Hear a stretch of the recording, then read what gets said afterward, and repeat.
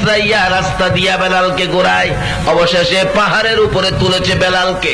পাহাড়তে যখন ধাক্কা দিয়ে ছেড়ে দিছে গো, বেলাল গড়াগড়ি করতে করতে পাথরের পর পাথরের বাড়ি খাইতে খাইতে সমস্ত শরীর রক্তে লাল লাল হইয়া পাহাড়ের নিচে পড়ে জ্ঞান হারা হইয়া পড়ে আছে।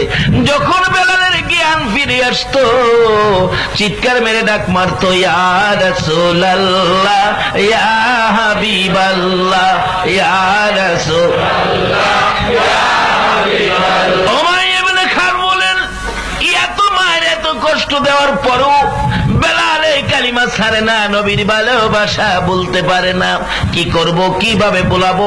একজন পরামর্শ দিলেন, শারীরিক নির্যাতনে বেলাল মুখে দিয়া নবীর ভালোবাসার প্রকাশ করে। উমাইয়া ইবনে খালফ অবশেষে মুখকে বন্ধ করার জন্য নবীর ভালোবাসার ব্যক্তি বেলালের মুখের ভিতরে জ্বলন্ত আগুন ঢুকাইয়া দিল। বেলালের মুখ জিহ্বা পুড়ে গেল, তারপরও বেলাল নবীকে ভালোবাসা ছাড়ে না। উমাইয়া ইবনে খালফ বেলালকে একটা রুমের ভিতরে বন্দী করে রাখলেন। বেলাল নবীর ভালোবাসায় গুনগুন করে দিন রাত কান্দে। একদিন আবু বকর এই রাস্তা দিয়া যাইতেছিল, শুনে কে যেন নবীর প্রেমে কান্দে। ডাকলেন, বাড়িতে কে আছো? উমাইয়া ইবনে খালফ বাহির হয়ে গেলেন, আমি আছি। তোমার ঘরে কে কান্দে? একটা কিনা গোলাম আখিরি নবীর কালিমা পড়ে ফেলেছে, এত মার দিলাম রে আবু বকর। এ বেলাল তো ওই নবীর ভালোবাসা ছাড়ে না। বলুন, আবু বকরের কলিজায় আগুন লাগছে নি? আবু বকর বলেন, উমাইয়া ইবনে খালফ রে, এটা কেমন পাগল রে, আমার একটু দেখাও না। উমাইয়া ইবনে খালফ দরজাটা খুলে দিলে আবু বকর দেখে সমস্ত শরীর রক্তে লাল লাল হয়ে গেছে। আমি যে নবীর পাগল, আর এক পাগল এখানে বন্দী হয়ে কান্দে। আবু বকর বলেন, উমাইয়া ইবনে খালফ, এই পাগলটাকে বিক্রি করে দাও না, মাইরা লাভ হবে কি? বিক্রি করলে তুমি নিবে? আবু বকর বলেন, নিব। কত দাম? যা দিয়ে কিনছি তা দিতে হবে, আমি রাজি, তাই দিব। ও আবু বকর, এই পচা বেলাল নিয়ে কি করবে? আবু বকর কান্দে, উমাইয়া ইবনে খালফ রে, নবীর পাগল দে রে, আমি নবীর দরবারে লইয়া যাইব। উমাইয়া ইবনে খালফ বলেন, আরো যদি বেশি টাকা দাম চাই তাও কি তুমি নিবে?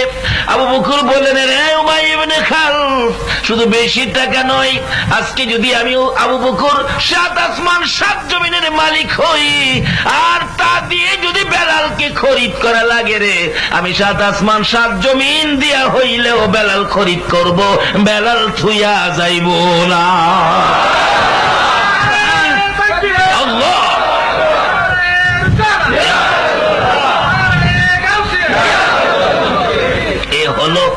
ভালোবাসা, এই হলো ভালোবাসার নিদর্শন। জীবন যায়, নবীর ভালোবাসা ছাড়ে না। আমরা একটু স্বার্থের জন্য নবীর কথা বুইলা যায়। আমার নবীর আশিক পাগল আবু বকর বেলালকে খরিদ করে রুমের ভিতরে যাইয়া ডাকতেছেন, বেলাল রে, আয় রে, আর মারি খাইতে হবে না। বেলাল বলেন, আবু বকর ভাই, আমি তো উঠতে পারি না, আমার সমস্ত শরীর গা হয়ে গেছে। আবু বকর বলেন, তাই না দাঁড় করাইছি। ওমর বেলাল আবু বকর রেখে পিঠের মধ্যে, গাদের মধ্যে একটা হাত এইভাবে দিয়ে হাঁটতে পারে না। আবু বকর বলেন, হাত যখন আমার উপর ফেলে দিল, রক্তের চাপে আমার জামা লাল হয়ে গেল। যাইতে যাইতে যাইতে যাইতে বেলালকে নিয়ে আমার নবীর পাশাপাশি চলে গেলেন আবু বকর। আমার নবী কাছাকাছি যখন যায়, বেলাল আমার নবীর সুন্দর চেহারা দেখে একটা চিৎকার মারছে রে, দয়ার নবী, মায়ার নবী গো, আপনি নবী আমার জীবনের জীবন। বলুন, দয়ার নবী, আপনি আমার যেজন আপনার আশিক হয়, মরণে তার নাহি বয়, সে তো বই করে না কাল সমন। দয়াল নবী, মায়ার নবী নবী গো, আপনি আমার বেলাল এইভাবে যখন আমার নবীর সামনে দাঁড়াইয়া গুনগুন করে নবীর প্রেমের গান গায়, আমার নবী বলেন, আবু বকর রে, আয় রে, আমার বেলালকে আমার পাশে নিয়ে আয়। নবীজির সামনে দাঁড়াইলে বিবরণ যখন খুলে বললেন লম্বা হয়ে যাবে, আমার নবী একটু থুতু মুবারক দুই হাতের মধ্যে লইয়া যখন বেলালের গায়ে লাগাইল, বেলাল আগের চাইতে সুস্থ হইয়া যায়। এই ছিল ভালোবাসা, আর এই ছিল ভালোবাসার পুরস্কার। আমরা এখন মুখে মুখে ভালোবাসি, কাজের বেলা নবীর ভালোবাসার অর্থ বিবিকে পর্দায় রাখা না বেপর্দা করা। আচ্ছা, পর্দা আর বেপর্দা লাভ কি একরকম হবে? যে মহিলারা পর্দায় ছিলে কত নির্দেশ, স্বামী স্ত্রী মহব্বতের ব্যাপারে কত নির্দেশ। আল্লাহু আকবার। স্বামী হযরত আলী রাদিয়াল্লাহু তাআলা মুতার যুদ্ধে যাবে, তবুকের যুদ্ধে যাবে, মুতার যুদ্ধে নয়, তবুকের যুদ্ধে যাবে হযরত আলী রাদিয়াল্লাহু তাআলা। খাতুনে জান্নাত ফাতেমাতুজ জাহরা একদিন বলে ফেললেন সামনে দাঁড়ায়া, স্বামী তবুকের যুদ্ধে যাবেন? হ্যাঁ। শোনেন, আমার জন্য একটা নতুন কাপড় আইনেন। আচ্ছা, স্বামীর কাছে স্ত্রী কাপড় চাইতে পারে কিনা? অধিকার আছে না? আমার জন্য নতুন একটা কাপড় আনবেন। খাতুনে জান্নাত ফাতেমাতুজ জাহরা, নবীর মেয়ে হাসান হুসাইনের মা বলতেছেন, স্বামী আমার জন্য নতুন একটা কাপড় নিয়ে এসেন। আবার বুঝাইয়া বলতেছেন, স্বামী গো, যেদিন আমার বিবাহ আপনার সাথে হয় এই দিনও আপনি নতুন কাপড় দেন নাই। আচ্ছা, বিবাহের দিন একটা নতুন কাপড়ের সিস্টেম আছে কিনা? একবারে একটা কাপড় নতুন হইলে নিতে হয়। আর স্বামীর বাড়ির কাপড় পরেই মহিলারা এজিন দেয়, তার কবুল দেয়। কিন্তু ফাতেমা বলেন, বিবাহের দিন আমাকে নতুন কাপড় দেন নাই। আমার মা খাদিজাতুল কুবরা রাদিয়াল্লাহু তাআলা আনহার মৃত্যুর পরে মায়ের কাপড় ছিল ঘরে, মৃত মায়ের কাপড় পরে আমি ফাতেমার বিবাহ হয়েছে। স্বামী গো, মৃত মায়ের কাপড় পরে আমার বিবাহ হয়েছে। দুইটা সন্তানের মা হলাম, হাসাইন আর হুসাইন। একটা নতুন কাপড় দেন নাই, আমাকে একটা নতুন কাপড় দিতে হবে। যুদ্ধের থেকে আসার সময় নতুন কাপড় নিয়ে আসবেন। বলুন, এইভাবে স্বামীর কাছে চাওয়া স্ত্রীর অধিকার আছে কিনা? কিন্তু অধিকার মতো তো চাইলেন, কিন্তু স্বামী হযরত আলী একটু কষ্ট নিলেন মনে, কি যুদ্ধে যাইতেছি, এই সময় তুমি নতুন কাপড় চাইলা, যুদ্ধের থেকে আসতে পারি কি না পারি এই খবর নিলা না। মনটা একটু বাড়ি হয়ে গেল, কষ্ট হয়ে গেল। চলে গেছে যুদ্ধে। এদিক দিয়ে হাসাইন আর হুসাইন দুই ভাই নবীজির কাছে গিয়ে বলে, নানা নানা গো, আমার বাবা তবুকের যুদ্ধে যাচ্ছিল, আমার মা নতুন জামা চাইছিল, আমার বাবা দেখছি মনটা খুব কষ্ট। এদিন থেকে আমার নবী ফাতেমার ঘরে আর আসে না। এখনো দিনের মহিলারা স্বামীর মনে কষ্ট দেয় কিনা? দেয় না? স্বামীরা তো ঘুষ খাওয়ার শিখাইছে মহিলারা।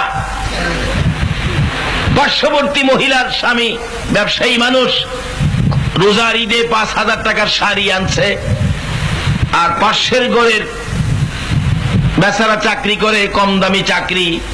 মহিলা তো চিল্লাই দিয়েছে, পার্শ্ববর্তী মহিলার শাড়ি 5,000, এই ঈদে 5,000 টাকার শাড়ি না দিলে তোমার সাথে কথাই কমো না।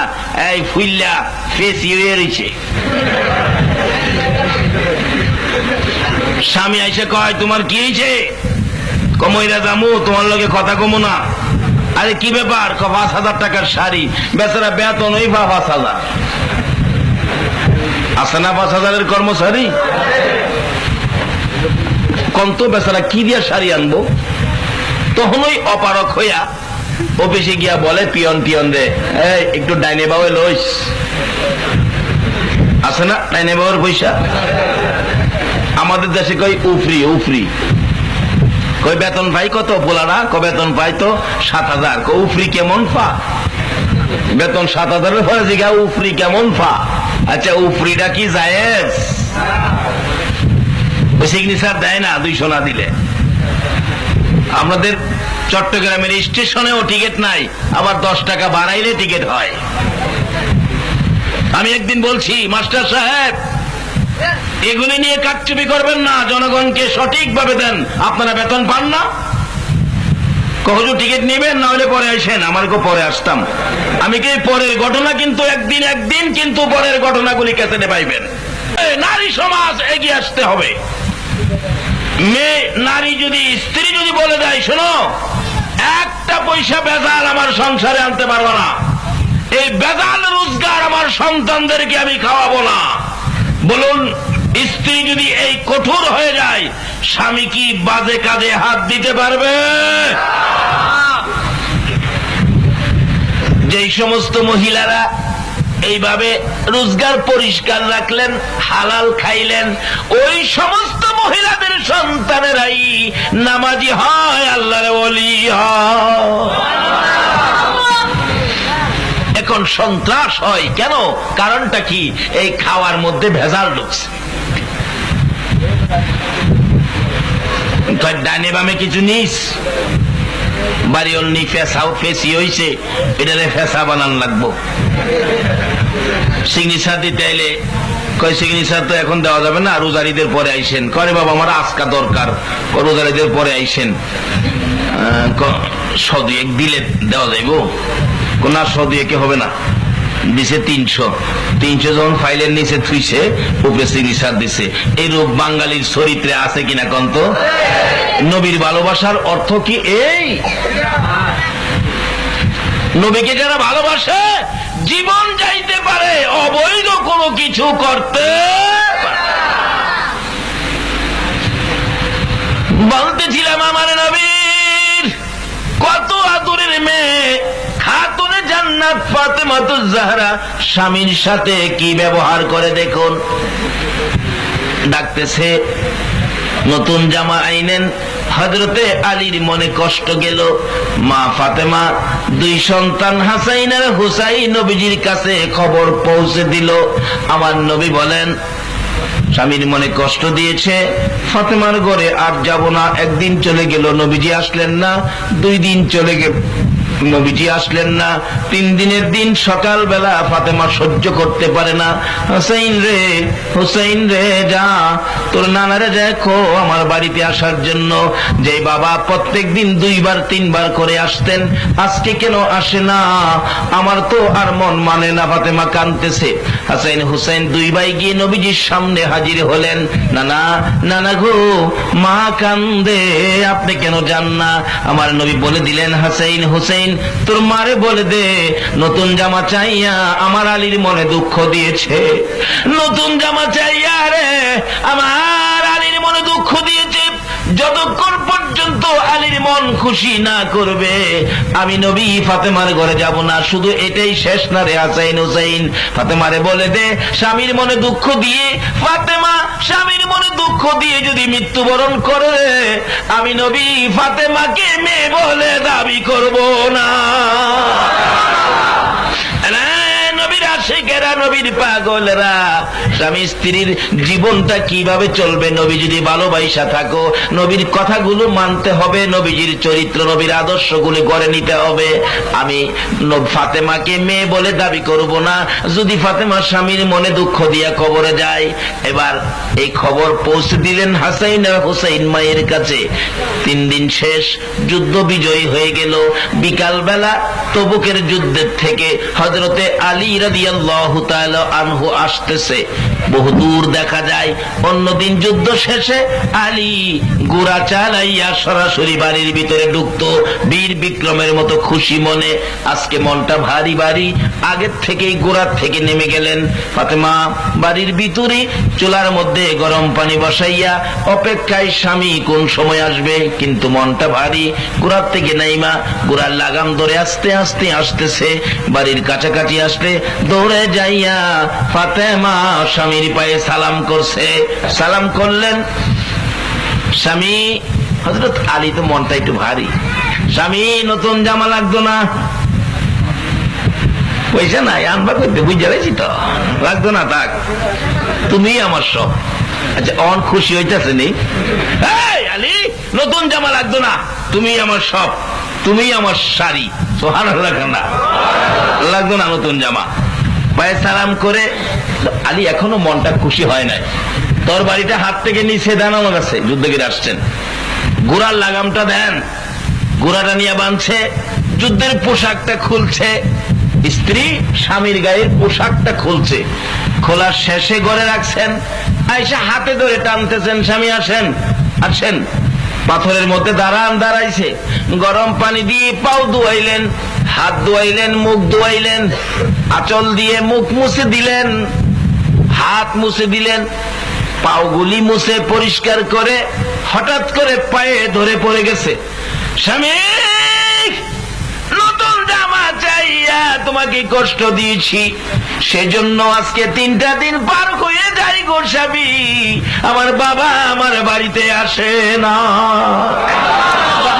স্বামী তোমার পায়ে ধরি, বলো আমি ফাতেমা তোমার পায়ে ধরেছি, যতক্ষণ পর্যন্ত তুমি খুশি না হইবা দুনিয়া কিয়ামত হবে, ফাতেমা পাও ছাড়বে না।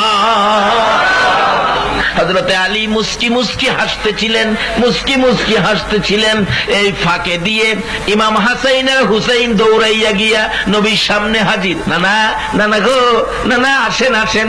দুই ভাই নবীজির দুই হাতে ধরে টানে, ও নানা আসো, আমাদের বাড়িতে বড় মজার খেলা চলছে। কি খেলা? আইসা দেখো, আমার বাবার পায়ে মা পড়ে আছে, চোখের পানি ছেড়ে ছেড়ে কাঁদতেছে, আমার বাবা আলী মুস্কি মুস্কি হাসতেছে, আসো নানা দেখা যাও না। আমার নবী বলেন এইবার যাওয়া যাবে। একটা দৌড় দিয়ে বাড়িতে ঢুকলেন। ফাতেমা খুশি, আলী খুশি। ফাতেমা কান্দে, বাবা গো 3 দিন পর্যন্ত কেন আমি ফাতেমার খবর নিলা না? আমার নবী বলেন ফাতেমা রে, স্বামীর কাছে নতুন জামা চাই, আলীর মনে দুঃখ দিয়েছো, এই জন্য তোমার বাড়িতে আসি নাই।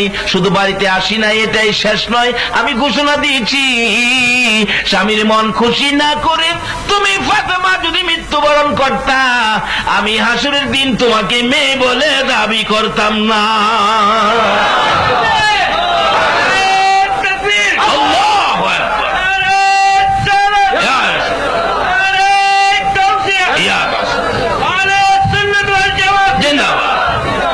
শুধু মাফ করে দিবে এটাই শেষ নয়, যেই ঘরে স্বামী স্ত্রী নবীর কথা মানে এই ঘরে একটা আল্লাহর ওলি জন্ম হবে। আল্লাহু আকবার বলুন।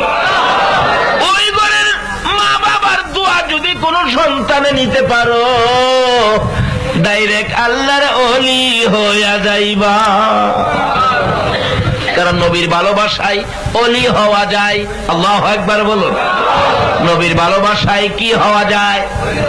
নবীর ভালোবাসায় ওলি হওয়া যায়, নবীর ভালোবাসায় জান্নাত পাওয়া যায়, নবীর ভালোবাসায় মাওলার দিদার নসিব হয়। জোরে জোরে কন্যা সুবহানাল্লাহ। কিভাবে ওলি হয়? হযরত বাইজিদ মুস্তামি রাহমাতুল্লাহ আলাইহির জীবনী খুললে পাবেন।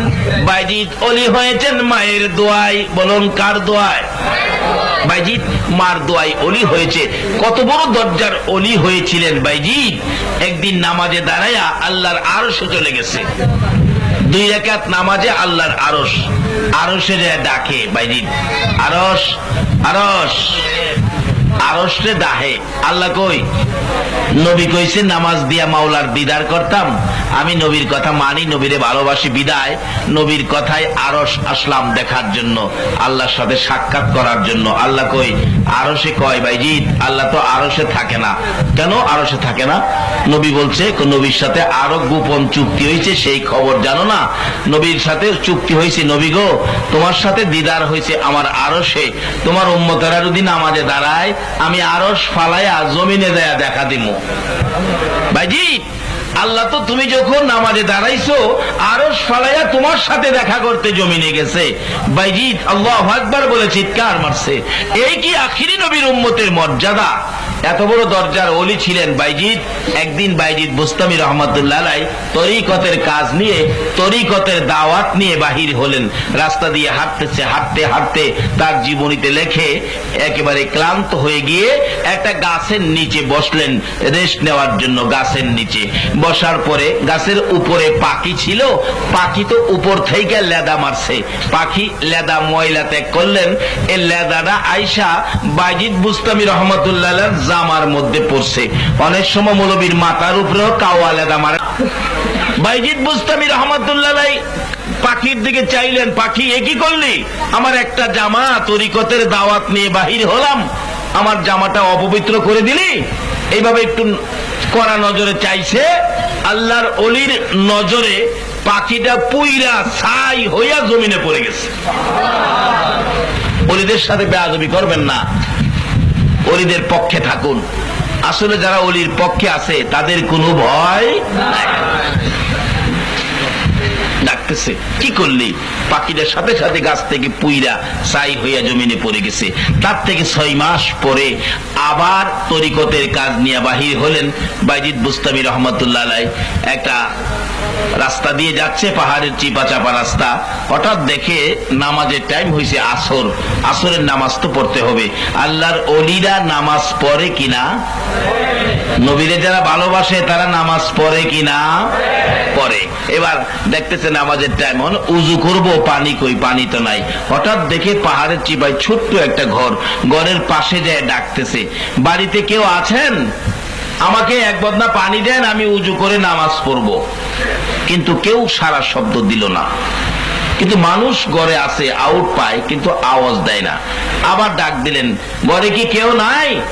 আমার এক বদনা পানি দেন, উজু করে নামাজ পড়ব। কথা 3 বারের মাথায় বাইজিদ রাগ হয়ে গেলেন। আমারে ছিলেন? ছিলেন আমারে? এক বদনা পানি দিবেন কিনা কন? যখন 3 বারের মাথায় দমক দিলেন রাগ হইয়া, ঘরের ভিতর থেকে একটা মহিলার কণ্ঠে আওয়াজ আসতেছে, বাইজিদ বেশি রাগ হইও না, এইটা পাখি মারা না। রাগ হইলে মইরা যাবো, হেডা বাইবো না। বাইজিদ মাথায় হাত দিয়ে বসে গেছে। এটা কেমন মহিলা রে? আমার নাম যে বাইজিদ, মহিলা কেমনে জানে? আমি তো কোনোদিন দেখি নাই। কবে পাখি মারছিলাম আমারও খেয়াল নাই। ওই লোকটা কেমনে জানে পাখি মারার খবর? বাইজিদ চিন্তা করতেছেন, এই লোকটারে কি দিয়া ইজ্জত করি? এখন দিয়ে আমার চেয়ে বেশি বুজুর্গ একটা মহিলার মধ্যে দেখা যায়। বলুন, মহিলা যদি নবীর কথা মানে বুজুর্গি আসতে পারে কিনা? মহিলা যদি নবীর কথা মানে এরকম একটা ওলি হইতে পারে কিনা?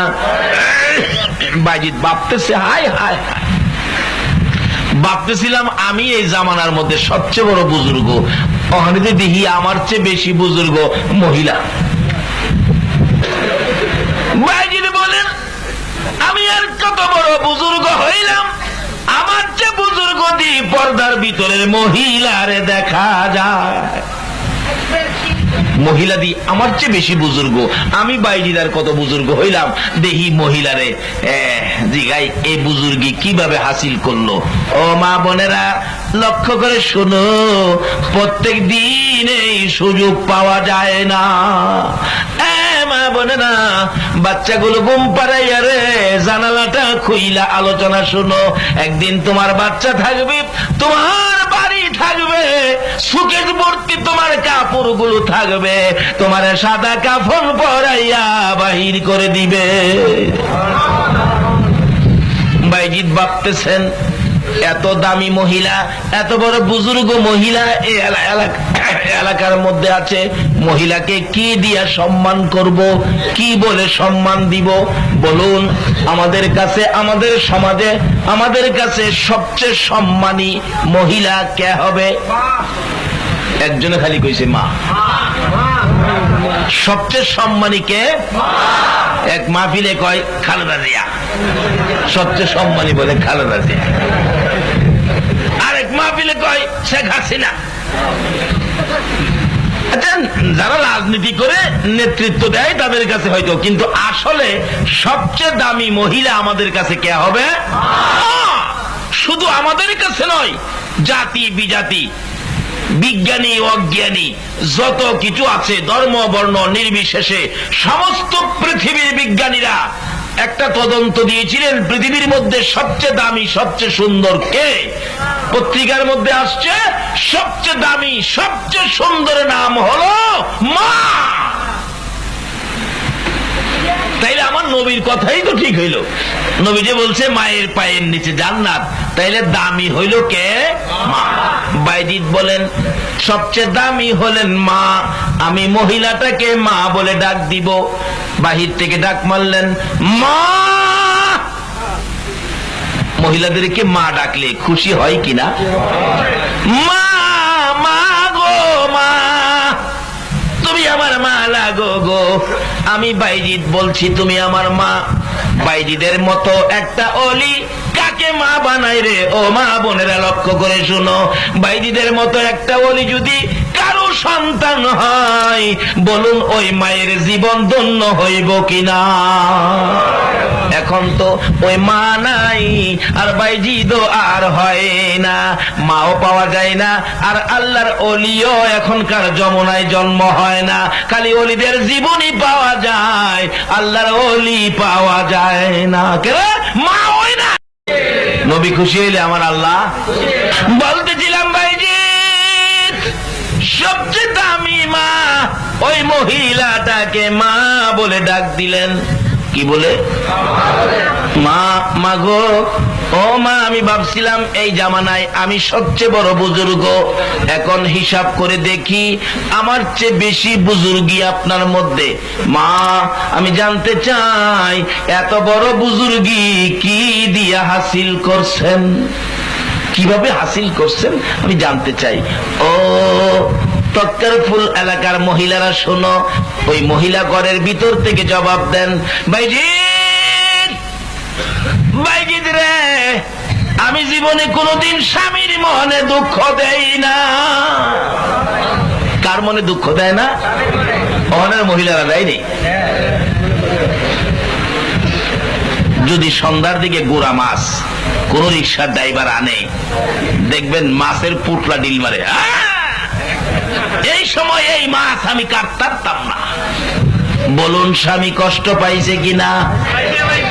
আমার রাসূল বলেন এরকম একটা আচার আচরণ দিয়ে কোন নামাজি মহিলা যদি তার স্বামীর মনে দুঃখ দেয়, একটা দুঃখে তোমার 70 বছরের ইবাদত নষ্ট হইয়া যায়। তাই বাইজিদ মা বলে ডাক দিয়ে জানতে চাইলেন কিভাবে এ বুজুর্গি হাসিল করলেন। বাইজিদ বলেন মা, মা গো, জানতে চাই এ বুজুর্গি কিভাবে হাসিল করছেন। এবার ডাকতেছে মহিলাটা, বাইজিদ, বাইজিদ রে, আমি জীবনে কোনোদিন স্বামীর মনে দুঃখ দেই না, নিজে কষ্ট করি রে বাইজিদ, আমি আমার স্বামীর মনে দুঃখ দেই না। ও বাইজিদ শোনো, 2 নম্বরে আমার স্বামীকে আগে খাওয়াই, তারপরে পরে খাই। 3 নাম্বার, আমার স্বামীকে গোসল করাইয়া কোলে করে বাহিরে নেই, কোলে করে ঘরের ভিতরে ঢুকাই।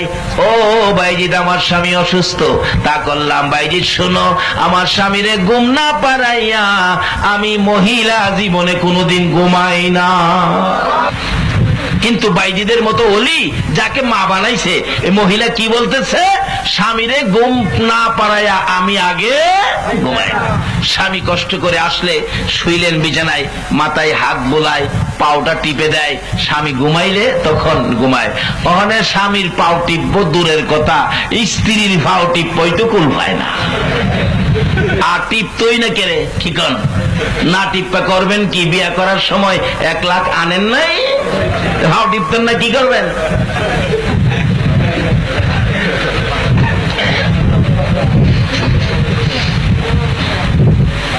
আমি যে এলাকায় ইমামতি করতাম, একটা বাস্তব ঘটনা বলছি, আপনাদের কষ্ট হইতেছে? কষ্ট হইলেও 15 মিনিট সময় যাবে। বাস্তব ঘটনা। আমি যেই ঘরে বেশি বেশি খাইতাম, মহিলা বুড়া এখন নাই, মারা গেছে। আমার বলে, বাবা, অহংকার দিনের মহিলাদের কাণ্ড কারখানা দেখলে চোখে দিয়ে রক্ত আসে। আমারে যখন তোমার চাচা বিয়ে করে আনছে, আমার শ্বশুর শাশুড়ি ছিল, আসার কিছুদিন পরে শাশুড়ি মারা গেছে, শ্বশুর ছিল। যেদিন আমি নতুন বউ হয়ে এই বাড়িতে আসছি, বাসর রাত্র 12টা-1টার দিকে শুনি আমার শ্বশুরের ঘুম ভেঙে গেছে। শ্বশুরের জিকির আজকার করতেছে। ভাবলাম শ্বশুরের তো ঘুম ভাঙছে, পেটে খিদা, কিছু খাইলে মনে হয় ঘুম হইতো। তো এই রাত্রে তো পারে নাই, নতুন বধূ দ্বিতীয় রাত্রে সন্ধ্যার দিকে কিছু চাউল ভিজায় রাখছে। যেই শ্বশুরের ঘুম ভাঙছে শেষ রাত্রে, নতুন বউ এই চাউলগুলি বাইটা 2টা পিঠা বানায়া 1 গ্লাস পানি সহ শ্বশুরের ঘরের দরজায়, আব্বা, শ্বশুর আব্বা, শ্বশুর আব্বা। নতুন বউ আমারে ডাকতেছে, নিশ্চয়ই আমার ছেলের সাথে কোনো ঝগড়াঝাটি হয়েছে। কি ব্যাপার বৌমা, দরজাটা খুলেন কেন, কথা আছে। ভাবছে পরের মেয়ে আনছি, না জানি কোনো ঝগড়াঝাটি করছে। দেখি দরজা খুলে দেখে নতুন বউ হাতে পিঠার বাসন, 1 গ্লাস পানি। কি রে বৌমা, আব্বা আপনার ঘুম ভেঙে গেছে, মনে হয় পেটে খিদা লাগছে, আপনি পিঠাটা খায়া পানি খান, দেখবেন আপনার ঘুম আসবে। নতুন বউ বাসর রাত্রের দ্বিতীয় রাত শ্বশুরের জন্য পিঠা বানায়া পানি নিয়ে গেলেন। ঘুমাবে, ঘুম ভাঙ্গিয়া এইভাবে আমার জন্য পিঠা আমি বুড়া মানুষ হয়েছি, বুড়া ঘুম হয়ে গেল থুরা, তাই কি করবো, তুমি আর আমার জন্য পিঠা দিতে আইন না, আর তুমি ঘুম কষ্ট করে তুমি এরকম করো না। এখন ছেলের বউ পুত্র বধূ বলতেছেন, শ্বশুর আব্বা শোনেন, আজকের থেকে তো আমাদের দাম্পত্য জীবন শুরু হলো। আব্বা শোনেন, যদি আমার একটা ছেলে হইতো, আর ছেলে যদি এই রাত্রে পায়খানা করে দিত, তাহলে কি আমি পায়খানা পরিষ্কারের জন্য ঘুম থেকে উঠতাম না? শ্বশুর বলেন, হ উঠতা তো। তাইলে মনে করেন যে আপনি আমার ছেলে। যে ছেলের বউ শ্বশুরকে ছেলে বানায়া রাত্রে 2টাই খেদমত করতে যায়, বলুন এই বউ শ্বশুর শাশুড়ির দোয়া পাবে কিনা? আপনি আমার ছেলে, আমি আপনার জন্য দুধ বানায় নিয়ে আসছি, খান, অন্য কোনো মাইন্ড করবেন না।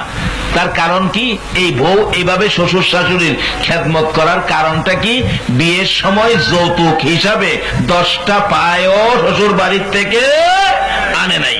আর অহন তো বিয়ার আলাপ দিলেই, আমার নবী শিক্ষা দিয়েছে যৌতুক নিও না, আর আপনি যৌতুক নিলেন, তাহলে নবীর ভালোবাসা আর রইল না। নবীর মেয়ে খাতুনে জান্নাত ফাতেমাতুজ জাহরার জীবনীতে আরো পাবেন, স্বামীর জন্য কত যে মায়া ছিল। আমার নবীর মেয়ে খাতুনে জান্নাত 3 দিন পর্যন্ত চুলায় আগুন জ্বলে না। কয়দিন? চুলায় আগুন জ্বলে না। হাসাইনের হুসাইন পেটের খিদায় গলা কাটা মুরগির মতো ছটফট করতেছে। এমন সময় বারবার বিরক্ত করে মায়ের কাছে, মা খানা দিবা না, 3 দিন হয়ে গেছে। বলুন সন্তানাদি বিরক্তটা বাবারে বেশি করে না মারে বেশি করে? কেন? বাবা তো বাইরে করে যায়, মা তো চোখের সামনে থাকে। মা খানা দিবা না, পেটের খিদা সহ্য হয় না। হযরত ফাতেমা সন্তানের বিরক্ত সহ্য করতে না পাইরা বলছিলেন, সন্তানেরা রে, পেটের খিদার লেগে খালি আমারে বিরক্ত করো, তোমার বাবারে দেখো না, তোমার বাবার কাছে যাও, আমি আর পারি না। এমন সময় হযরত আলী ঘরে ঢুকতে ছিল, যখন কইছে বাবার কাছে যাও, মানে হাসাইন হুসাইন যদি বাবার কাছে খাওন চায়, খাওন না দিতে পারলে লজ্জা পাবে তো। হযরত আলী ঘর থেকে ঢুকতে ছিল, বাইরে গেছে গা, ঘরে আর ঢুকলো না। সন্ধ্যা হয়ে গেল, আলীর খোঁজ নাই। রাত্র 8টা-9টা বাজে গেছে, খবর নাই। ফাতেমা পাগল হয়ে গেছে, আমার স্বামী কই, এখনো আসতেছে না, ব্যাপারটা কি, আমার স্বামী কই? হাসাইন বলেন, আম্মা আব্বা আইতেছিল ঘর, আপনি যখন কইছেন তোমার বাপের কাছে যাও, এই সময় দেখছি আব্বা বাইরে গেছে গা। তাইলে কি হায় হায় হায়, ঘুরতেছে বুর্গা লাগাইয়া, রাতের রাত, গভীর রাত পর্যন্ত ফাতেমা ঘুরতেছে, হায় রে আমার স্বামী কই, আমার স্বামী কই। রাসূল বলতেন, মাঝে মাঝে মসজিদে নববীর বারিন্দায় বসে থাকতেন নবী আশারের নামাজ পড়ে। হযরত আলী ও ফাতেমার ঘরে আকাশ থেকে টর্চ লাইটের ফোকাসের মতো আল্লাহর আরশ থেকে একটা ডাইরেক্ট রহমতের ফোকাস আলী ফাতেমার ঘরের উপর পড়তো। নবীজি বসে বসে দেখতেন। ওই দিন দেখে আলী ফাতেমার ঘরে রহমতের ফোকাসটা কাটা, আর খেদমত করতো না। এই সময় কষ্ট দিছে, এলে গহন ঠুকুর খাইতেছে। আপনার কপালের দুঃখ তো আপনিই ডাইকে আনলেন। নবীর কথা মতো যদি জিন্দেগি করেন, বলুন আর কি কোনো দুঃখ থাকবে? খাতুনে জান্নাত ফাতেমা তো জাহরা বলেন, বাবা গো আমি এখন কি করব? ফাতেমা তোমার স্বামীকে খুঁজে আনো, আর যদি তোমার স্বামী আলী এই কথায় কষ্ট পায়া জংলায় গিয়ে থাকে, আর জংলার কোনো বাগে যদি আমার আলী রেখে থাকে, হাসরের দিন আমি নবী তোমাকে মেয়ে বলে দাবি করব না। একটু পরে হযরত আলী আয়েশা নবীজির পাশে হাজির। ফাতেমা সঙ্গে সঙ্গে স্বামীর পায়ে পড়ে গেলেন। আল্লাহু আকবার। স্বামী বাবার কাছে যাও, বলে দুঃখ দিয়েছি তোমাকে, আজকে আমার বাবা হাসরের দিন আমার মেয়ে বলে দাবি করবে না। তুমি যদি খুশি না হও, পায়ে ধরি খুশি হও। ফাতেমা এইভাবে ডাকতে থাকলে হযরতে আলী বলেন, এ ফাতেমা আমার তো মনে কোনো দুঃখ নাই রে, আমি তো লজ্জা পাবো সন্তানের কাছে, সেজন্য চলে গেলাম। এবার ফাতেমা বলেন, বাবা গো বলুন হাসরের দিন আমার মেয়ে বলে দাবি করবেন নি? আমি তো আমার স্বামী আলীকে খুশি করে ফেলেছি। রাসূল বলেন, ফাতেমা রে এইবার আমি নবী তোমারে মেয়ে বলে পার করাইব।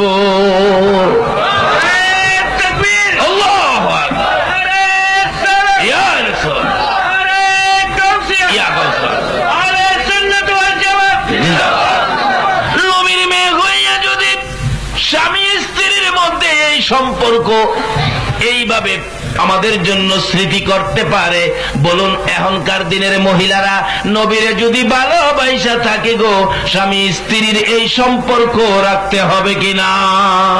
তাহলে তোমার নেককার সন্তান জন্ম হবে, ভালো মানুষ জন্ম হবে। তাই বাইজিদ বলতেছিল, মা গো মা কিভাবে বুজুর্গি হাসিল করছো, কথাটা খেয়াল আসেনি? বাইজিদ এক নম্বরে হলো স্বামীর মনে দুঃখ দেই না, দুই নম্বরে স্বামী রোজগার করে যা আনে তার উপরে সন্তুষ্ট থাকি, রাগ হয় না। স্বামীকে গোসল করায় অসুস্থ, স্বামীকে কুলে করে বাহিরে নেই, কুলে করে ঘরে নেই। স্বামীর কথার বাইরে জীবনে কোনো কাজ করি না। কার কথার বাইরে? স্বামীর কথার বাইরে। আপনার ঘর থেকে পার্শ্ববর্তী ঘরে কোন মহিলা যাইতে পারে না, এটা নবীর তরিকার মধ্যে নাই। ওখানের মহিলারা স্বামীর কথা ছাড়া যায়নি। আরো কয় কি, আমারে কি খাসায় রাখবা নিহি, আমারে কি জেলখানার দোহায় রাখতে আনছো? আমার মনে যা চাই আমি তাই করব। তোমরা যেমন স্বাধীন আমরাও এমন স্বাধীন। একা একা যাইতেছে, গলায় স্বর্ণের হার, কানে স্বর্ণের অলংকার, তাই স্বাধীন বাসের মধ্যে বইছে, কেউ নাই সাথে। এই কিছুদিন আগের ঘটনা, দিনের বেলা যাত্রাবাড়ি মোড়ে কানটা বাইরে দিয়া বইছিন স্বাধীন। তাই একটু পরে দেখি এক ছিনতাইকারী কান ছিঁড়া স্বর্ণের অলংকার লইয়া বলুন তো, স্বামীর কথার বাইরে স্বাধীনতা বুক কইরা বিপদ বাড়লো না কমলো? এই তো নবীর তরিকার মধ্যে আসুন, শান্তি পাবেন। যাই হোক, বলতেছিলাম স্বামীর কথার ভিতরে থাকেন, স্বামীর কথার মাইনা যারা চলছে তারা জান্নাতি। যেমন খাতুনে জান্নাত ফাতেমাতুজ জাহরা, আমি তো নবীর মেয়ে, আমি তো হাসাইন হুসাইনের মা, আমি তো আলীর বিবি। বাবা আচ্ছা, আমি যদি জান্নাতি হই, আমি ফাতেমা, আমার পাশের জান্নাতিটা কে হবে একটু বলে দেন তো। আমার নবী বলেন, ফাতেমা তোমার পাশের জান্নাতি হবে এক কাঠুরিয়ার বিবি, গরিবের বউ, কাঠুরিয়ার বিবি, গরিব মানুষ তার বিবি। বলেন কি, আমার সাথে কাঠুরিয়ার বিবি থাকবে? নবী রাসূলের মেয়েরা থাকার কথা ছিল।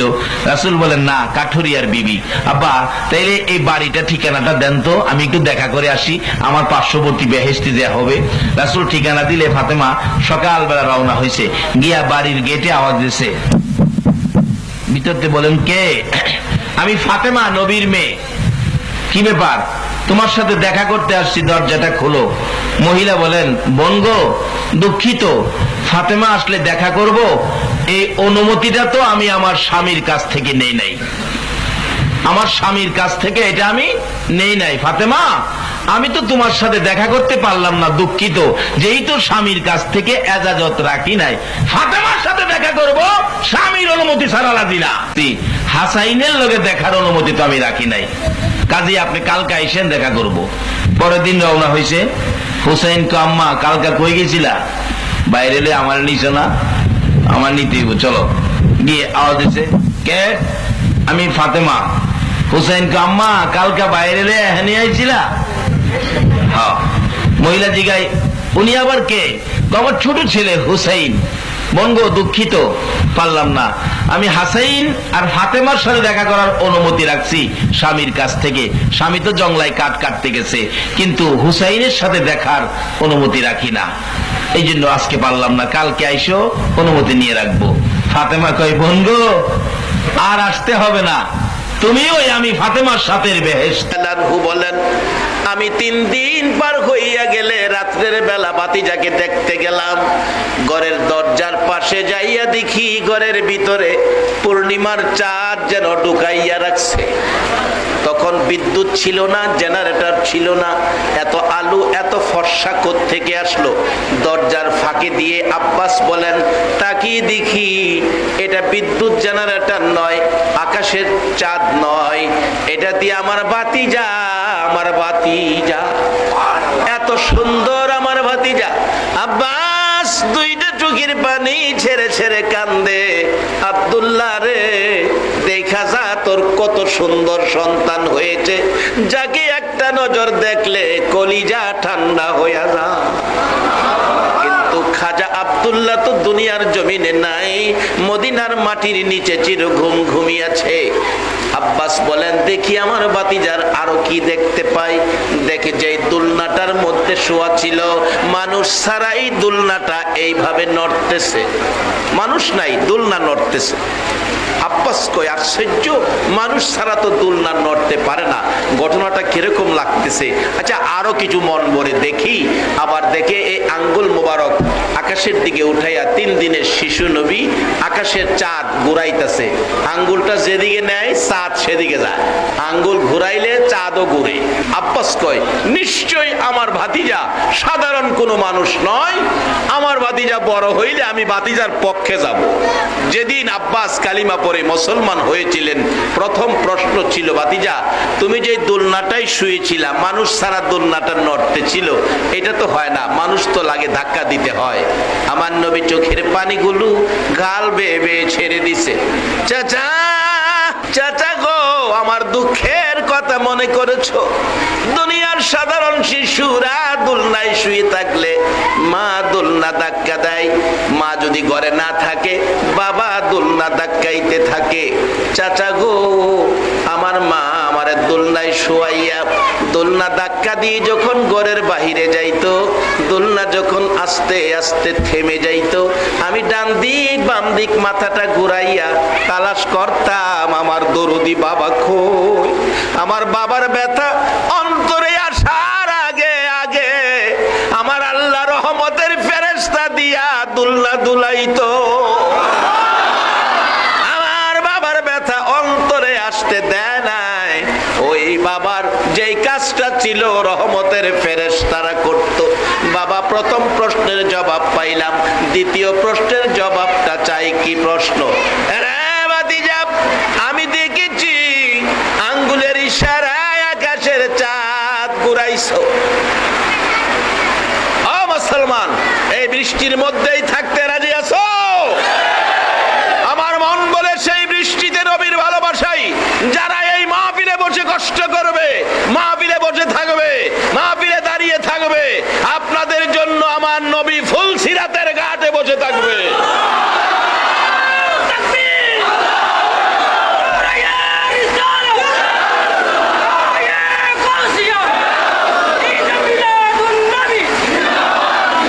আল্লাহুম্মা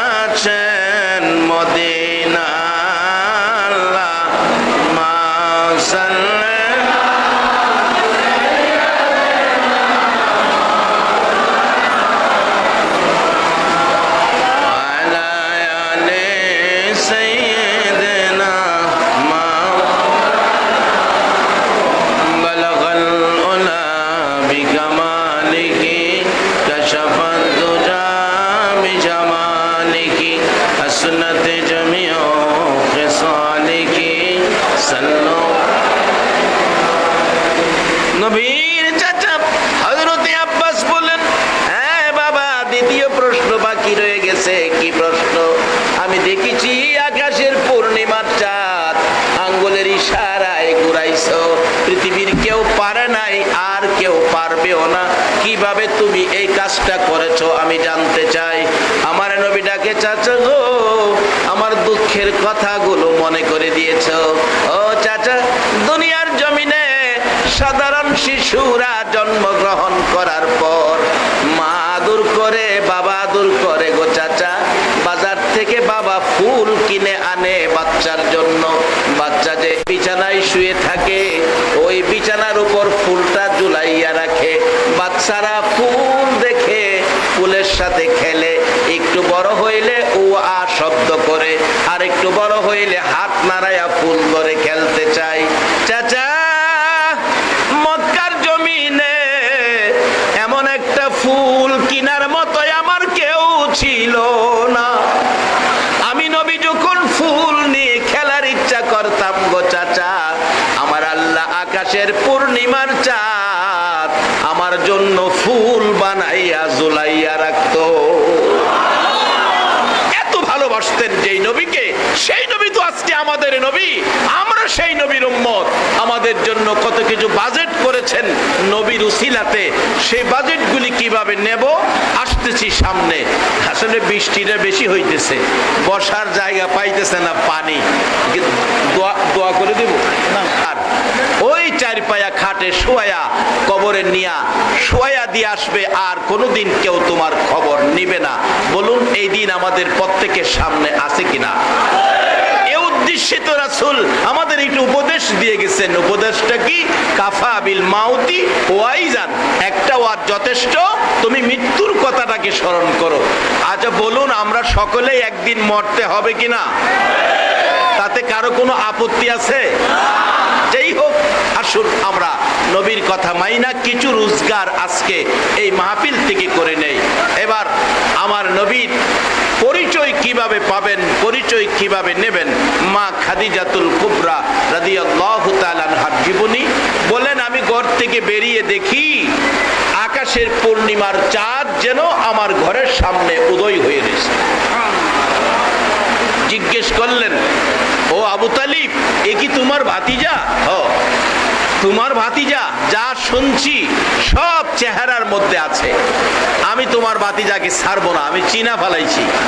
মা খাদিজা চিনা ফেলাইছে। আজকে যারা মাহফিলে বৃষ্টির মধ্যে বসে আছেন, আমার মন কয় আপনারাও চিনা ফেলাইছেন। এই নবীকে একদিন এই কষ্টের বিনিময় আল্লাহ যেন ঘুমের ঘরে স্বপ্নে দেখাইয়া দেয়। বলুন, নবীজিকে যদি একদিন স্বপ্নেও ঘুমের ঘরে দেখা যায়, জাহান্নামের আগুন কি হবে? আওয়াজ করে বলুন, কি হবে? একদিন যদি কেউ স্বপ্নেও দেখেন জাহান্নামের আগুন চিরতরে হারাম। আল্লাহ আজকের এই কষ্টের বিনিময় আর কিছু দেখ বা না দেখ, নবীজিকে একদিন ঘুমের ঘরে স্বপ্নে দেখাইয়া দেখ। সকলে বলুন আমিন। আসুন আলোচনার দিকে লক্ষ্য দেন। আলোচনা আমি সংক্ষেপ করে শেষ করে দিব, যেহেতু বৃষ্টি বেশি, কম সময়ে বেশি কথা বলতেছি। মা খাদিজা বলেন, ও আবু তালিব, তোমার ভাতিজাকে আমি ছাড়বো না, আমার ব্যবসায় চাকরি দেব। জিজ্ঞেস করলো, তোমার ভাতিজার লেখাপড়া কি? ব্যবসায়ী তো হিসাব কিতাব লিখতে হবে, লেখাপড়া জানে? আবু তালিব কয়, আমার ভাতিজা তো লেখাপড়া জানে না, কারণ লেখাপড়া শিখাইব কে? নবীজ ভাতিজার তো বাবা নাই, অল্প বয়সে মা মারা গেছে, লেখাপড়া শিখানোর কেউ নাই, কাজী লেখাপড়া জানে না। আচ্ছা, আপনাদের ধারণা কি নবী কি লেখাপড়া জানে না? আল্লাহু আকবার বলুন, আল্লাহু আকবার। নবী যেই ভার্সিটিতে লেখাপড়া করছে, এই ভার্সিটি ছাত্র একজন, শিক্ষক একজন, ছাত্র একজন। ছাত্র হলো নবী মুহাম্মাদুর রাসূলুল্লাহ, শিক্ষক হলো লা ইলাহা ইল্লাল্লাহ। পড়া জানে না, আপনাদের ধারণা কি? যেই হোক, খাদিজা বলে, আবু তালিব লেখাপড়া লাগবে না, একটা চাকরি আছে লেখাপড়া ছাড়াই করতে পারবে। সেই চাকরিটা হলো রাখাল, মরুভূমিতে বেড়া বকরি দুমবারে ঘাস পানি খাওয়াইবো, লেখাপড়া লাগবে না। আবু তালিব বারবার ভাতিজার দিকে চায়, আমার ভাতিজাটা এতিম, বাবা নাই মা নাই বলে আমি চাচা হইয়া এই মরুভূমিতে এমন একটা কষ্টের চাকরি ভাতিজারে দিতে পারি না। আমার নবী বারবার বলে, চাচা আমি পারবো, আপনি অনুমতি দেন। চাচা আপনি অনুমতি দেন, আমি পারবো। চাচার অনুমতি চায়। নবী কি শিক্ষা দিল? ও যুবক, লক্ষ্য দাও কথার দিকে। নবীর আদর্শ কত সুন্দর। চাচার অনুমতি ছাড়া চাকরি করবে না, চাচার অনুমতি চায়। আর বর্তমান সময়ে কিন্তু বাপের অনুমতিও। মা খাদিজা কয়, ও আবু তালিব, লেখাপড়া লাগতো না, আমি সিগনালাইছি যে পরামর্শ করতে হবে। বাপ তো আরো উঠবে। যার বাস্তব শুধু আমার নবীর জীবনী না, হযরত ইব্রাহিম আলাইহিস সালামের জীবনী খুলুন। ইব্রাহিম আলাইহিস সালাম সিরিয়া থাকে, ইসমাইল আলাইহিস সালাম মক্কায়। বিয়ে করছে, বিয়ে করে চিঠি লিখছে, বাবা বিয়ে করছি, বউ দেখা যাও। ইব্রাহিম আলাইহিস সালাম ঘোড়া চালায়া, বুড়া মানুষ, মক্কায় পৌঁছে ঘরের দরজায় ডাকতেছে, ইসমাইল বাড়িতে আছো? ইসমাইল ছেলের বাড়িতে বাবা আইছে, কত আনন্দের কথা। ও ইসমাইল বাড়িতে আছো? দরজা খুলো। ঘরের ভিতর থেকে ছেলের বউ ডাকে, কে তুমি? এত বড় দুঃসাহস, আমার স্বামীরে নাম লইয়া ডাহো। ইব্রাহিম আলাইহিস সালাম কয় কি রে, আমার ভুলারে আমি রাহি দুঃসাহস বলে? এটা তো গরম গরম দেখা যা। মাগো তোমার পরিচয়? আমি ইসমাইলের স্ত্রী। ইব্রাহিম আলাইহিস সালাম কয়, বাবা রে বাবা, স্ত্রী বলে? ইসমাইল কই? বাড়িতে নাই। আইবো এখন? কইতারি না। মা আমি তো বুড়া মানুষ, বহু দূর থেকে আইছি, দরজাটা খোলো, আমি ক্লান্ত হয়ে গেছি, আমি একটু ঘরে বসি, একটু রেস্ট করি, নাস্তা পানি খায়। ঘরের স্ত্রী জবাব দেয়, দরজা খোলা যাবে না। ইব্রাহিম আলাইহিস সালাম কষ্ট পাইছে ছেলের বউয়ের এই ব্যবহার। ঘরের বাহির থেকে কয়, বৌমা ইসমাইল আসলে বইলো, বহু দূর থেকে একজন বুড়া মুসাফির আসছিল, বড় কষ্ট পাইয়া গেছে। ইসমাইলে কইও চৌকাটটা বদলায় লাইতো। বাবার নির্দেশ, চৌকাট বদলাইতো। আর ওখানে স্ত্রীর নির্দেশে বাবারে বাই কিনে দেয়। জানি ওয়াজ করলে রাগ হইবেন, আগামীতে দাওয়াত দিতেন না, এই তৈব না দেন নাই, রোগ দূর করে এলাম ওয়াজগা। হ্যাঁ তুমি জানো বাবা মাই তোমার জান্নাত, বাবা মাই তোমার মসজিদ, বাবা মাই হবে তোমার মাদ্রাসা, বাবা মাই তোমার মক্কা, বাবা মাই হবে তোমার মদিনা। জোরে জোরে বলুন সুবহান। রমজান মাসে কিভাবে বরকত পাবেন? রমজানের প্রথমেই তো বাবা মার বাজেট আসতেছি সামনে। আপনাদের কষ্ট হইতেছে না তো? কষ্ট হইলেও তো ঘন্টা দুয়েক ওয়াজ করতে, প্রত্যেক দিন তো আর আসতে পারি না। ডাকতেছে, বৌমা ইসমাইল আসলে বইলো ঘরের চৌকাটটা ভালো না, এটা যেন বদলায়। ইব্রাহিম চলে গেলে কিছুক্ষণের মধ্যে ইসমাইল বাড়ির গেটে আইসা ডাকতেছে, বিবি বল আমার বাড়িতে আজকে কোনো মেহমান আমার বাড়িতে আসছিল কিনা, আমার বাড়ির গেটে কোনো মুসাফির আসছিল কিনা। বিবি ঘরের ভিতর থেকে ডাকে, স্বামী হে তুমি বাহির থেকে চিল্লাও মেহমান মুসাফির আসছিল কিনা।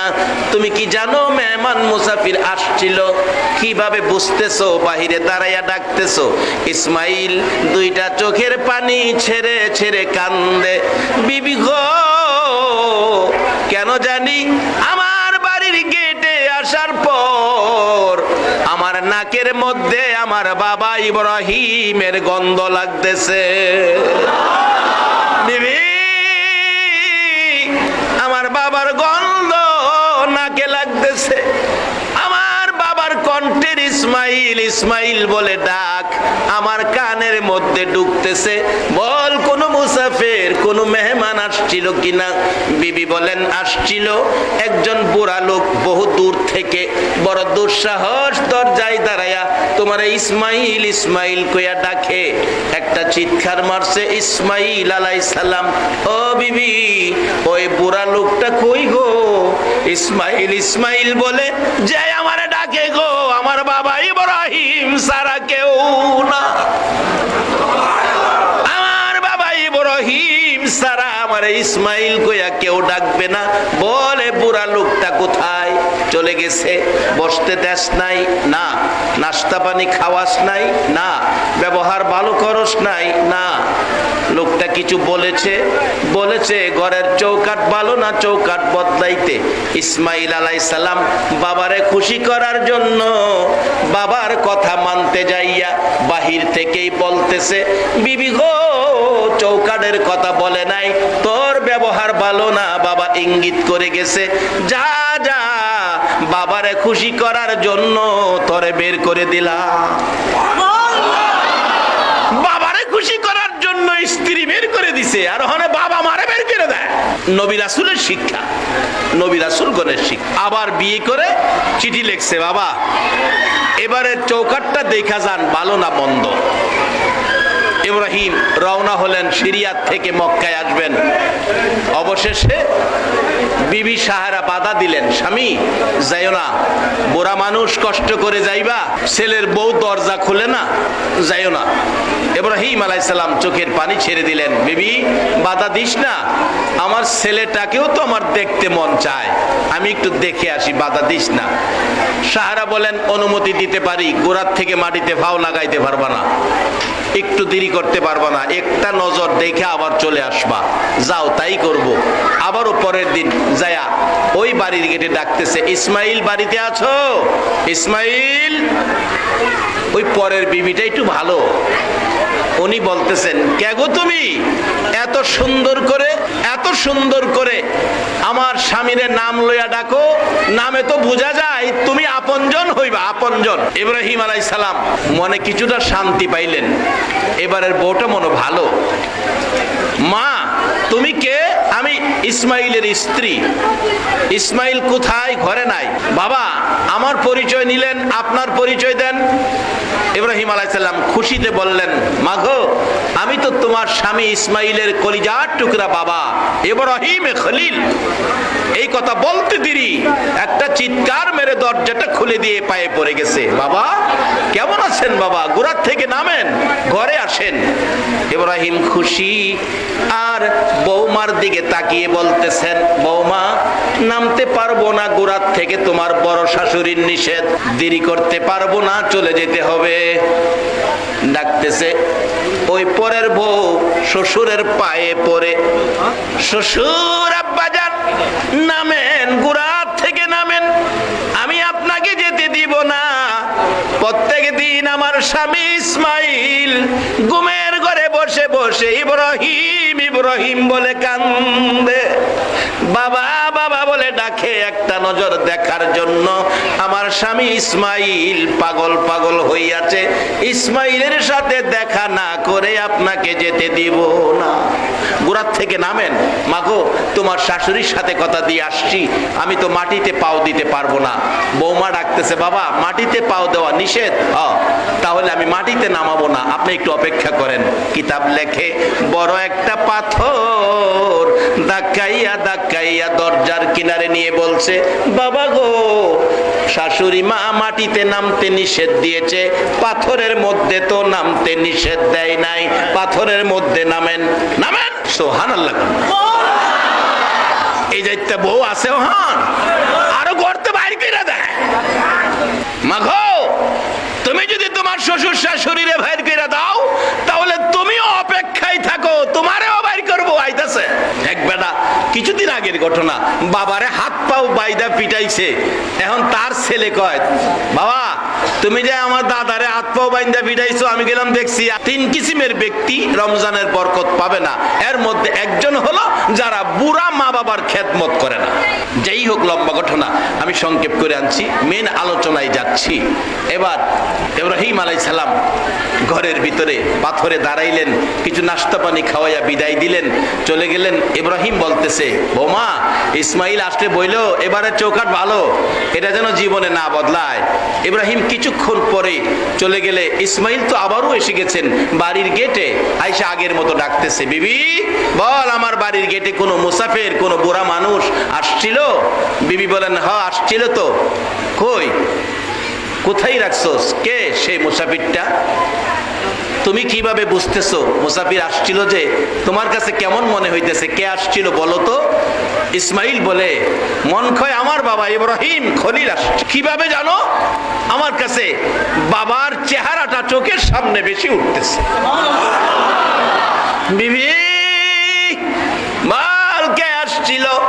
বিবি জবাব দেন, স্বামী গো আসছিল গো বাবা ইব্রাহিম।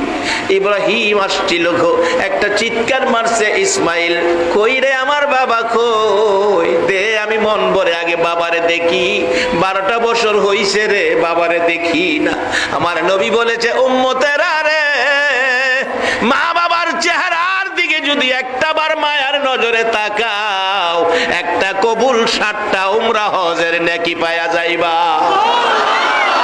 বলুন আমার নবীর কথা সত্য না মিথ্যা? নবীর কথা মানা আমাদের দরকার আছে কিনা? নবীর কথা মানবে যারা হবে জান্নাতি। বলুন, নবীর কথা মানবে যারা হবে জান্নাতি। না মানিয়া আবু জাহেল হইল দোজকি। না মানিয়া নবীর কথা মানবে যারা হবে জান্নাতি। নবীর কথা মানবে যারা হবে জান্নাতি। না মানিয়া আবু জাহেল হইল দোজকি। না মানিয়া। আমার নবী বলেছে, উম্মতেরা রে, মা বাবার চেহারার দিকে মায়ার নজরে তাকাইও। সাহাবীরা আরজ করে নিয়ে, রাসূলুল্লাহ আমি যদি বারে বারে তাকাই এত নেকি কি আমি পাবো? রাসূল বলেন, একদিনের মধ্যে যদি 100 বার তোমার মা বাবার চেহারার দিকে তাকাও, 100টা কবুল হজের নেকি তুমি পায়া যাইবা। এই শিক্ষা ছিল নবী রাসূলের শিক্ষা। ইসমাইল আলাইহিস সালাম ডাকে, ও বিবি দরজাটা খুল, আমার বাবা কই আমি দেখি। দরজাটা খুলে দিলে ঘরের ভিতরে যাইয়া ইসমাইল এতিমের মতো কান্দে, কই গো আমার বাবা কই? বিবি ডাকতেছে, স্বামী গো কাইদো না, ঘরের ভিতরে আইসা দেখো বাবারে রাখতে পারি নাই, বড় শাশুড়ি থাকার অনুমতি দেয় না, বিদায় চলে গেছে। বাবার পায়ের দাগ আমি পাথরের মধ্যে রাইখা দিছি। বিবি আমার বাবারে আদর করছস, নাস্তা পানি খাওয়াইছস, বাবা কি কিছু বলে গেছে যাওয়ার সময়? হ্যাঁ বলে গেছে, এবারের চৌকাট ভালো, জীবনে যেন না বদলাও। ইসমাইল মুস্কি হাসি দিয়ে বলছে, বিবি গো চৌকাটের কথা বলে নাই, বাবা তোর ব্যবহার ভালো বলে গেছে। যা আমার বাবার দোয়া পাইছস, আমার বাবার দোয়া পাইছস, আর আমার ভালোবাসা তোর জন্য খুলে দিলাম। এই ঘরে আর কোন ঝামেলা আছে?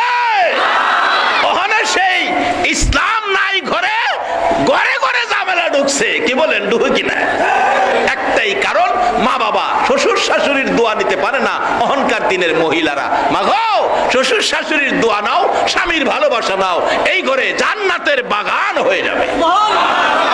যার বাস্তব আইসা গেছি সামনে, অল্প সময় বেশি কথা বলতেছি। এইবার নবীর শিক্ষা, চাচার অনুমতি, কথাটা খেয়াল আছে? চাচা আপনি অনুমতি দিলে আমি চাকরিটা করতাম, খেয়াল আছে না কথাটা? আরে খেয়াল রাখলে তো আমার নবীর কথাই খেয়াল রাখতেই, অন্য নবীর কথা খেয়াল না রাখলেও আমাদের কোনো অসুবিধা হবে না, কিন্তু আমাদের নবীর কথা আমাদের খেয়ালে রাখতে হবে, তাইলেই আমরা ঈমানদার। নবীজি ডাকে, চাচা অনুমতি দেন। চাচা কই, বাবা পারবা তুমি মরুভূমির কষ্ট? জি আমি পারবো, যাও অনুমতি দিলাম। এবার চাচার অনুমতি। আমার নবী খাদিজার বাড়িতে রাখাল, খাদিজার বাড়িতে সকালবেলা ঘুম থেকে উঠে ডাকতেছে, খাদিজা আপনার বেড়া বকরি দুম্বা উট কয়টা আছে আমারে গইন্যা বুঝাইয়া দেন, আমি চাকরি শেষে আপনারে গইন্যা বুঝাইয়া দেন। খাদিজা কয়, এই কারবার তো আর জীবনে দেখি নাই রে, বাঘবাল্লুকে পাহাড়ে ভর্তি, বাঘবাল্লুকে খেয়ে ফেলে আমার তো অনেক হাজার হাজার বেড়া বকরি, তুমি কয়টা নিবা কয়টা বুঝাইবা? আমার আমার নবী কয় খাদিজা চিন্তা করেন না, দায়িত্ব আমার, হিসাব কিতাব আমি বুঝাইয়া দেব। আচ্ছা অন্য রাখালেরা তো কোনোদিন ঠিক মতো বুঝাইতে পারে নাই, কিছু বাগে খায়, কিছু হারায়া যায়, কারণ ছাগল তো বুঝে নই, এটা তোর কথা শুনে না, এদিক সেদিক দৌড়ে বাগে টাগে খায়। খাদিজা কই রাখাল কি কই রে, গইন্যা নিব, গইন্যা বুঝাইবো, এই রাখাল তো আর জীবনে পাইছি না। আল্লাহ কয় এই রাখাল তুই পাইবি কই, এই রাখাল আমি এই সৃষ্টি। আচ্ছা নবী রাসূলের পরশে ছাগল গিয়া ছাগলের দাম বাড়ছে না কমছে? আচ্ছা কোন তো মহিষ কন, গরু কন, দেশি মুরগ কন, ফার্মের মুরগ কন, ছাগল কন, গোশতের দাম সবচেয়ে বেশি কোনটা? খাসি ছাগলের গোশত। 1200 খাদিজা 1200 পাইছি 1200। খাদিজা কই জানি লেখাপড়া জানে না, আবার দিলে হেও সুবহানাল্লাহ কইতেন না? এই নবীর পক্ষে আছে কে? কয় না কে আছে?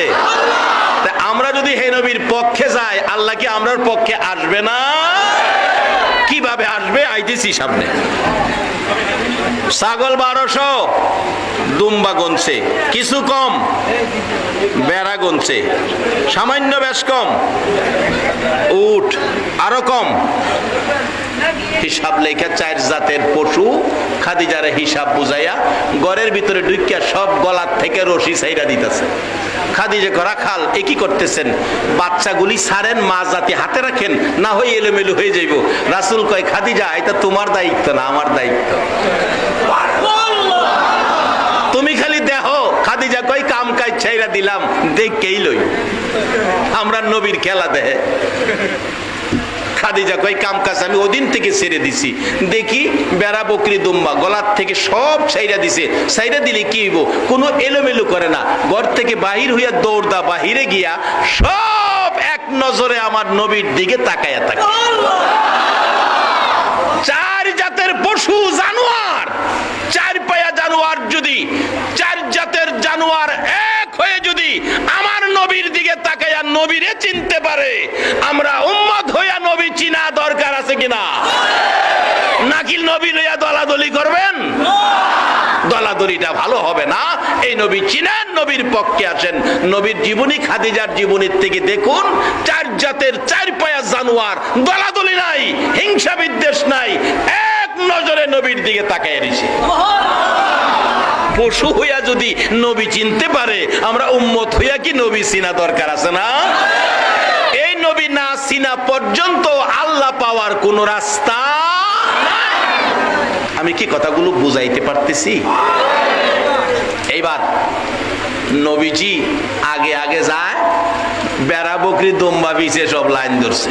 আমরা নবী লাইনের নবী না বে লাইনের নবী? আমরা নবীর উম্মত হইলে কি চলাফেরা লাইনে আইতে হইব না বে লাইনে চলতে হইব? বাবারে আমি কি কথাটি বুঝাইতে পারতেছি? যদি এই নবীর উম্মতের পরিচয়ে ফুল সিরাত পার হইতে চান, তাহলে লাইনে আইন, লাইন ছাইরা আর যায় না। বলে হুজুর লাইন কই পাবো? ওহনো নবীর পছন্দের লাইন আছে। মহল্লায় মহল্লায় মসজিদ আছে না? মসজিদের মধ্যে লাইন আছে। কিসের লাইন? কয় না কিসের লাইন? এটা নবীর পছন্দের লাইন। এই লাইনে যে দাঁড়াইবেন, তারে না লইয়া নবী ফুল সিরাত পার হইতো না। এটা নবীর পছন্দের লাইন। যাই হোক, সংক্ষেপে কয়ে গেলাম, নবীজি আগে যায়, পিছে পিছে লাইন ধরছে। খাদিজা কয় কাম কাজ করবো না, দেখি কি করে। একটাও এলোমেলো না, সব লাইনে যায়। অথচ হেই নবীর উম্মত হইয়া আমরা কিন্তু লাইন ছেড়ে দিছি। অনেক দূর গেছে, দেখা যায় না? খাদিজার জীবনী লেখে, তার একতলা বিল্ডিং ছিল, বিল্ডিং এর ছাদের উপরে উঠছে, কাম কাজ নাই, খালি রাখাল দেখে যাইতেছে। মাঝখানে গিয়ে হাতে ইশারা দিয়ে বলছে তোমরা ঘাস খাও। সবাই ঘাস খাইতেছে, নবী বৈশা রয়েছে। আকাশের মেঘের টুকরা ইসা না মাথার উপরে ছায়া দিয়ে রাখছে। আচ্ছা আমরা জাতিসংঘের মহাসচিব রে ছায়া দিব? বুশেরে মনে দিব? একমাত্র ছায়ার উপযুক্ত হলো আমাদের নবী।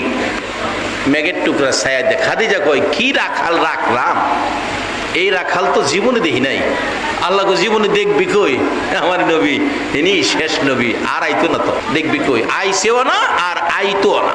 বাড়িতে আইছে পরে ডাহে রাখাল বেড়া বকরি দুম্বা গইনা দেখেন তো ঠিক আছে কিনা।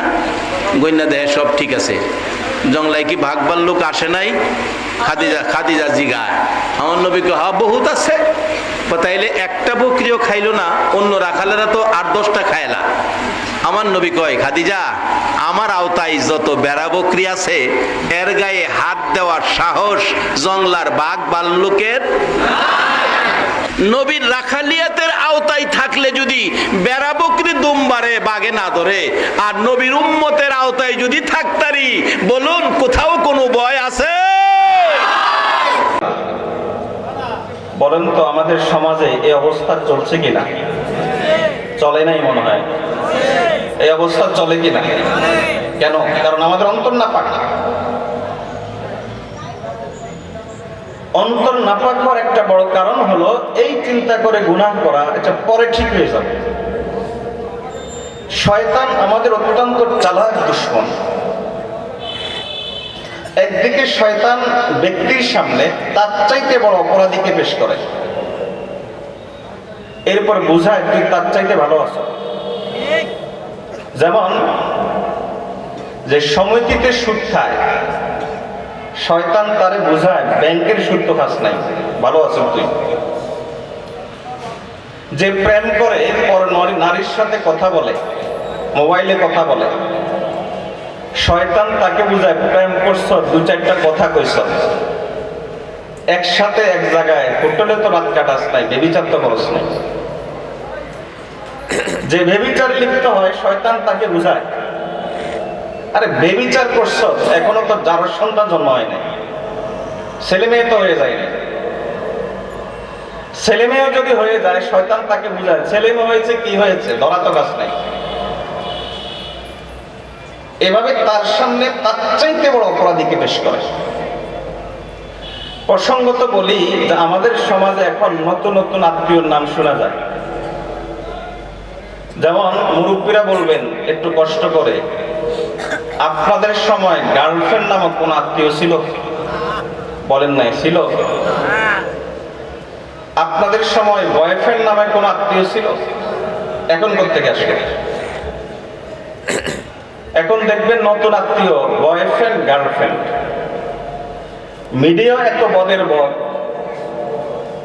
বয়ফ্রেন্ডকে স্বামীর মর্যাদায় নিয়ে যায় আর গার্লফ্রেন্ডকে স্ত্রীর জায়গায় নিয়ে যায়। নাটক সিনেমাতে এখন বয়ফ্রেন্ড গার্লফ্রেন্ড এগুলোই শেখানো হয়, আর কোনো কিছু শেখানো হয় না। পরিষ্কার কথা বুঝে রাখেন, যেই ছেলেটা অন্য মেয়ের সাথে প্রেম করে বয়ফ্রেন্ড হয়, ইসলামের দৃষ্টিতে সে বয়ফ্রেন্ড নয়। ইসলামের দৃষ্টিতে ওই ছেলেটা একটা লম্পট ছাড়া আর কিছু নয়। আর যেই মেয়েটা গার্লফ্রেন্ড, পর ছেলের সাথে কথা বলে নিজেকে গার্লফ্রেন্ড পরিচয় দেয়, আমি অমুকের গার্লফ্রেন্ড, আমার বয়ফ্রেন্ড আছে, আমার বয়ফ্রেন্ড আছে, এই কথাটা যে মেয়েটা বলতে পারে, ইসলামের দৃষ্টিতে সোজা বাংলায় ওই মেয়েটা একটা প্রস্টিটিউট, ওইটা বেশ্যা ছাড়া আর কিছু নয়। ইসলামে বয়ফ্রেন্ড আর গার্লফ্রেন্ড বলতে কোনো কিছু নাই, শয়তানের চাপ। শয়তান বুঝায় যে তোর চাইতে অমুক আরো কম অপরাধ করে। মূলত নিয়ম কি? হাকিমুল উম্মত মুজাদ্দিদ মিল্লাত শাহ আশরাফ আলী থানভী রাহমাতুল্লাহ আলাইহি একটা কথা বলেই সামনের পয়েন্টে চলে যাব। হাকিমুল উম্মত মুজাদ্দিদ মিল্লাত শাহ আশরাফ আলী থানভী রাহিমাহুল্লাহ বলেন, নিয়ম হলো অতীত গুনাহ, যেই গুনাহগুলো আমার চলে গেছে ওই গুনাহ, ওই গুনাহগুলো সম্পর্কে আল্লাহর রহমতের আশা করা যায়। ওই গুনাহগুলো সম্পর্কে আল্লাহর রহমতের আশা করা যায়, নিষেধ নয়। এই জায়গাতে আল্লাহর রহমতের আশা করতে হবে। বিষয়টাকে পরিষ্কার করার জন্য আরেকটা ছোট্ট ঘটনা পেশ করি। হযরত ওমর রাদিয়াল্লাহু তাআলা আনহুর কাছে এক যুবক আসলো, এসে বলল যে হযরত গুনাহ ছাড়তে পারি না। বলে সমস্যা কি? যখন এই গুনাহ ছাড়তে যায় তখন এই অন্তরে আল্লাহর রহমতের আশা তৈরি হয়, চিন্তা আসে যে আল্লাহ মাফ করবেন, গুনাহ করলে সমস্যা কি? যার কারণে গুনাহ ছাড়তে পারে। ওমর রাদিয়াল্লাহু তাআলা বললেন যে আল্লাহর বান্দা, সব জায়গায় যদি আল্লাহর রহমতের আশা হয় তাহলে আল্লাহর আযাবের ভয়টা কোথায় হবে?